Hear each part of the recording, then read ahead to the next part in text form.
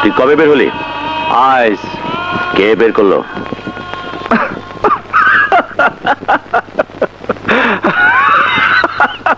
কিভাবে জেল থেকে বাইরে হয়, কারা বাইর করে, এইটা আপনি আমার চাইতে ভালো জানেন, কারণ এটা আপনাদেরই ব্যবসা। কারণ আমরা নটি, আর আপনারা হলেন নটি বাড়ির মাসির মতো।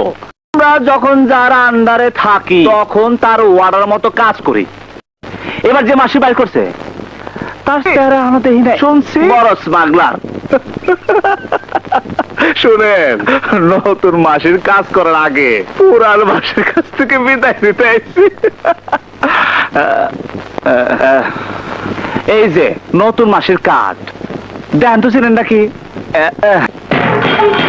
দাদা ভাই, ওই শুয়োরের বাচ্চা আমার বন্ধু ছিল, এখন আমার 1 নম্বর শত্রু। তুইও কিন্তু আমার শত্রু হয়ে যাবি। আমার তো কিছু করার নাই, আমি নটি, তাও আবার আপনি বানাইছেন।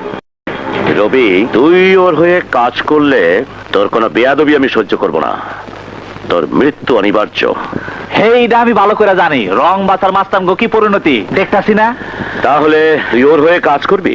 আপনি রবির জন্মদাতা, আপনি রবিরে খুব ভালো করে চিনেন। রবির অনেক দোষ, কিন্তু একটা গুণ আছে, বেইমানি করে না। রবি, তুই ভালো করে জানিস সারা দেশে তুই একটা রবি না।